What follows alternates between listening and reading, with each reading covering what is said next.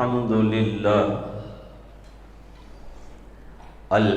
لله وكفى وسلام على عباده الذين اصطفى أما بعد عن معاذ بن جبل رضي الله تعالى عنه قال النبي صلى الله عليه وسلم إن أولى الناس بي يوم القيامة المتقون أين كانوا ومن كانوا أو كما قال عليه الصلاة والسلام وصدق رسوله النبي الأمي الكريم اللهم صل على سيدنا محمد وعلى آل سيدنا محمد وبارك وسلم.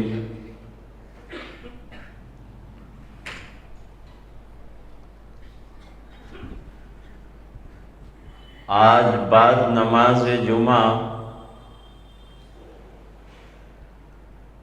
ایک نکاح ہے.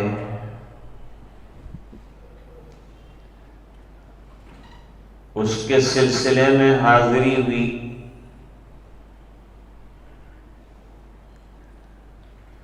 جمعہ کا دوگانہ بھی ادا کرنا ہے.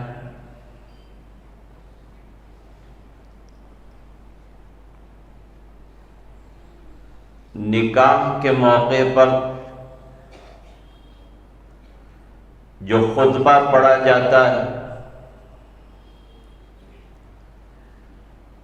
اس میں 3 آیتیں ہوتی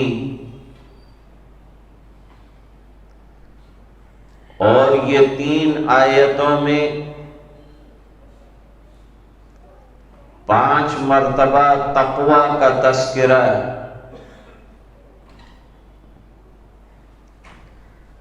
گویا آنے والے مجمع کو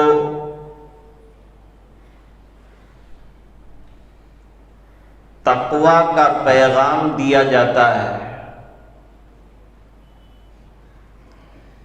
کہ مجلس میں نکاح میں آنے والے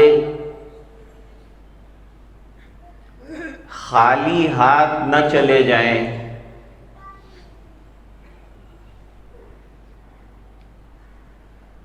خشک چھہارے لے کر روانہ نہ ہو جائیں.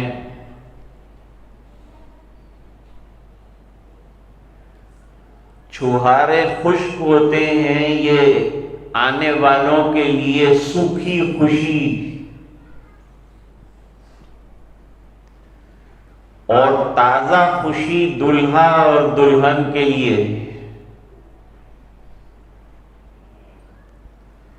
اور مجمع کو پیغام دیتے ہیں تقوی کا، اللہ کے ڈر کا.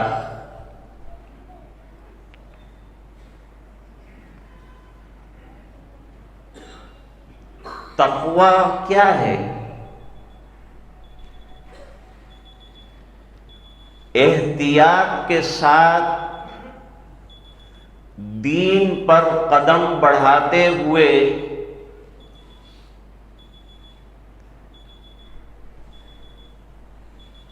جہنم سے بچتے ہوئے، گناہوں سے بچتے ہوئے احتیاط کے ساتھ زندگی گزارنا، بیداری کے ساتھ زندگی گزارنا، اس کا نام تقوی ہے.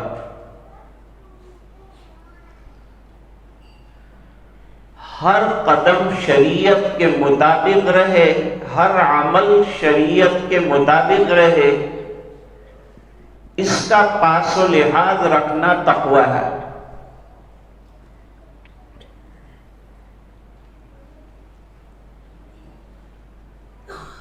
مفکر اسلام حضرت مولانا ابو الحسن علی صاحب ندوی رحمت اللہ علیہ فرماتے ہیں چونکہ اللہ والوں کی نظر بڑی گہری ہوتی ہے، تو وہ بڑی باتیں چھوٹے لفظوں میں کہہ دیتے ہیں عوام کو سمجھانے کے لیے۔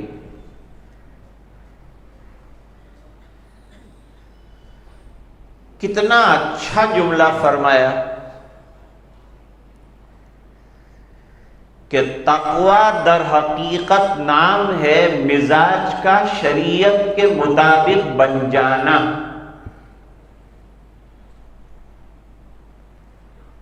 مزاج کا شرعی بن جانا، اس کا نام تقوی ہے۔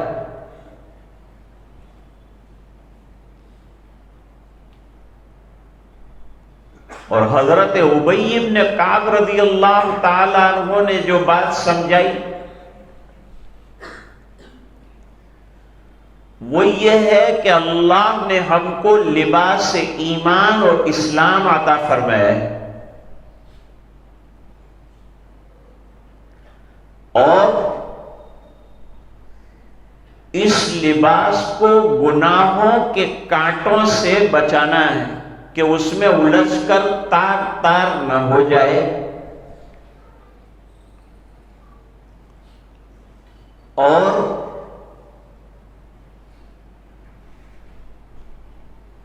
جس ڈگر پر اسلام کی چل رہے ہیں، اعمال صالحہ کی چل رہے ہیں، اپنے لباس اسلام کو سنبھالتے ہوئے چلتے رہنا، منزل مقصود تک پہنچنے کی کوشش کرتے۔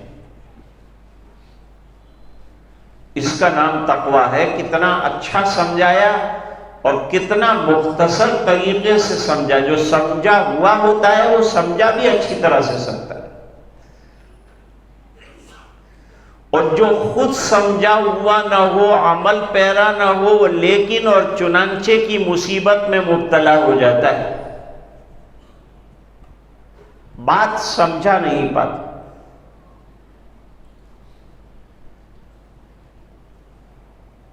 ایک حدیث شریف میں نے آپ کے سامنے موقع کی مناسبت سے پڑھی۔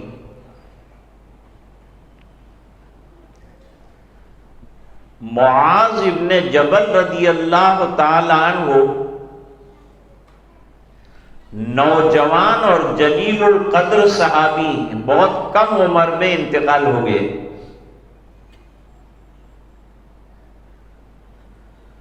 حضور پاک صلی اللہ علیہ وسلم کے ساتھ کثرت صحبت کی وجہ سے مسائل پر بڑی نظر رکھتے، علم حلال اور حرام کا اللہ نے بڑا علم عطا فرمایا تھا حضرت معاذ ابن جبل رضی اللہ تعالی عنہ۔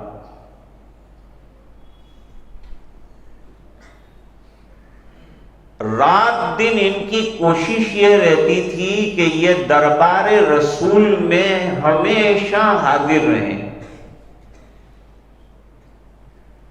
خوش قسمت لوگ ہوتے ہیں جو اللہ والوں کی مجالس میں جاتے ہیں، ان سے کسب فیض کرتے ہیں، فائدہ اٹھاتے ہیں۔ ارے اللہ والا کچھ نہ بولے تب بھی اس کے پاس 5 منٹ بیٹھنا نفع سے خالی نہیں۔ اللہ تعالی نفع پہنچاتے ہیں۔ اللہ والوں کو دیکھنے سے بھی ایمان میں تازگی پیدا ہوتی، اور جب وہ کوئی باتیں ارشاد فرماتے ہیں پھر تو سونے پر سہاگا ہو جاتا ہے۔ لیکن اکثر اللہ والے خاموش رہتے ہیں، زیادہ گفتگو نہیں کرتے۔ بے جا گفتگو سے اپنے آپ کو بچانا یہ بھی کمال ہے۔ زبان یہ بھی اللہ کی دی ہوئی امانت ہے، اس کا استعمال بھی ایسے کرنا چاہیے جیسے کنجوس پیسوں کا استعمال کرتا ہے۔ بخیل دیکھ دیکھ کر پائی پیسہ استعمال کرتا ہے، اللہ والے سوچ سوچ کر اپنی زبان استعمال کرتے ہیں۔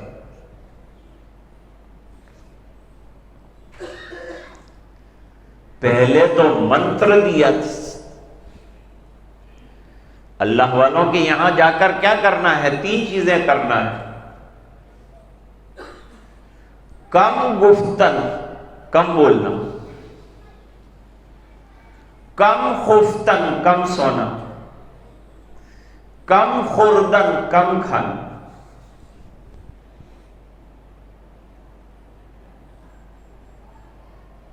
اب موجودہ دور میں قوا کمزور ہو گئے، فرمایا پیٹ بھر کے کھاؤ، پیٹ بھر کے سو، لیکن زبان کو کنٹرول میں رکھو۔ وہ 2 کم جو ادھر کم ہوئے ہیں وہ ادھر لگا دو، کم گفتن میں لگا دو۔ حضرت معاذ رضی اللہ تعالیٰ عنہ کی رات دن کوشش یہ رہتی تھی کہ گھر کا فریضہ انجام دے دے، گھر کی خانہ داری کے امور ختم کر کے فوری طور پر دربار رسول میں آ کر بیٹھ جاتے۔ یہاں گلفشانی گفتار بھی ہے، یہاں دیدار رسول بھی ہے۔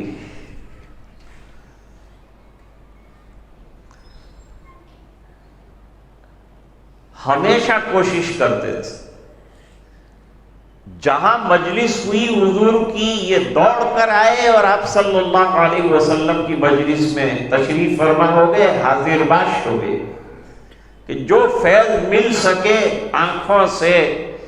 بعض صحابہ ایسے مرعوب اور حضور کے حسن اور رعب سے متاثر تھے کہ نگاہ سے نگاہ نہیں ملا سکتے،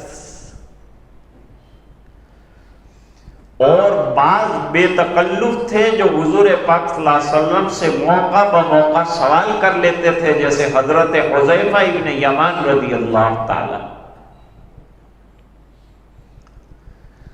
اب حضرت معاذ رضی اللہ تعالیٰ عنہ کی چاہت یہ ہے کہ ہر وقت سرکار کی مجلس میں حاضر باش رہوں، غائب نہ رہوں، اور زیادہ سے زیادہ دیدار سے مستفید ہوں۔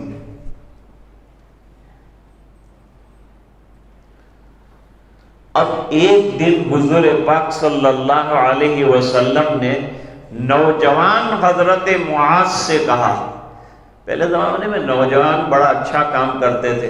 عمر ابن عبدالعزیز رحمت اللہ علیہ 16 سال کی عمر میں مدینہ منورہ کے گورنر بنائے گئے، 16 سال کی عمر۔ شاہ ولی اللہ صاحب محدث دہلوی رحمت اللہ علیہ نے 17 سال کی عمر میں درس دینا شروع کر دیا، اور 18 سال کی عمر میں تصوف کی مسند پر بھی بیٹھ گئے۔ کتنا کام کیا،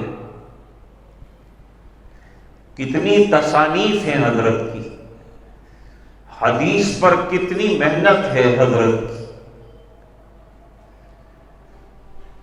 تو لڑکپن میں اللہ تعالیٰ نے یہ سمجھ اور یہ تفقہ فی الدین عطا فرمایا، اللہ جسے چاہتے ہیں عطا فرماتے۔ حضور پاک صلی اللہ علیہ وسلم نے فرمایا،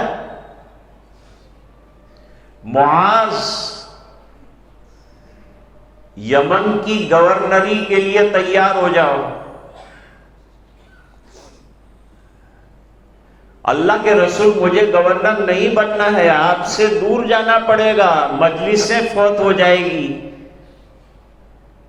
آپ کا دربار چھوٹ جائے گا، اور میں یہ چھوڑنا نہیں چاہتا۔ مجھے گورنری کے عہدے نہیں چاہیے، کرسیاں نہیں چاہیے، سیاست نہیں چاہیے، مجھے تو آپ کا دیدار چاہیے۔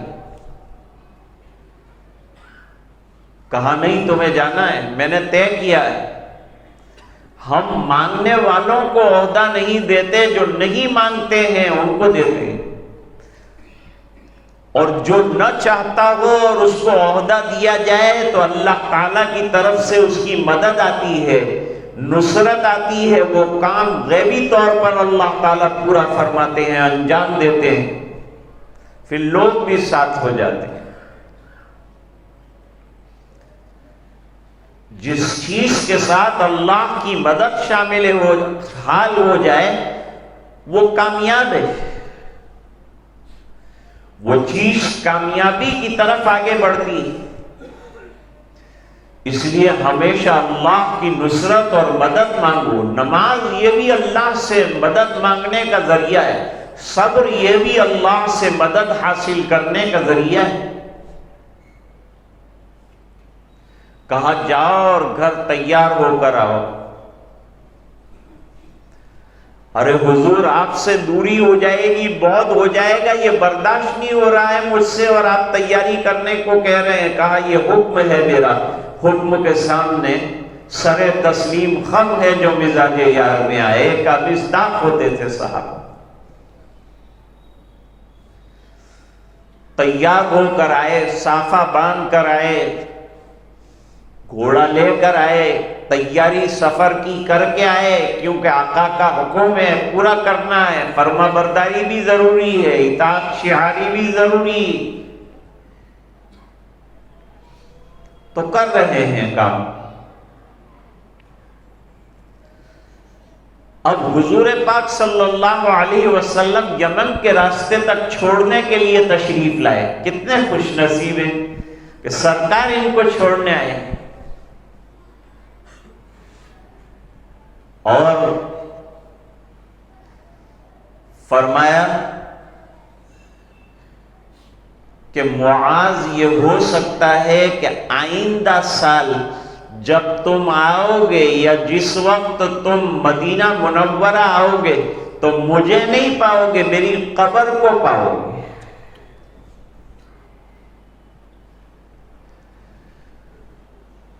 یہ تو زخم کے اوپر گویا نمک چھڑک دیا نبی کریم صلی اللہ علیہ وسلم۔ پہلے سے جدائی کا غم، مزید یہ کہ اب ملاقات ہونے کے بھی امکانات نہیں ہیں، آئندہ ملیں گے بھی نہیں، میری قبر دیکھو گے تم، مجھے نہیں دیکھو گے۔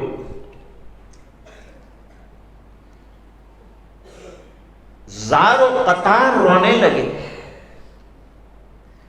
آہوزاری کرنے لگے۔ اللہ کے رسول پھر آپ سے قرب کا طریقہ کیا رہے گا؟ اتنی دور ایک تو چلا جاؤں گا، اور پھر آئندہ ملاقات بھی ہونے والی نہیں ہے جسمانی طور پر۔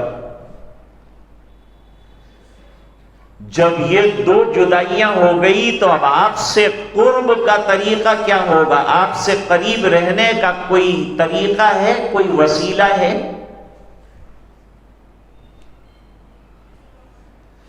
اللہ تعالیٰ نے آپ صلی اللہ علیہ وسلم کو آخری نبی بنایا ہے،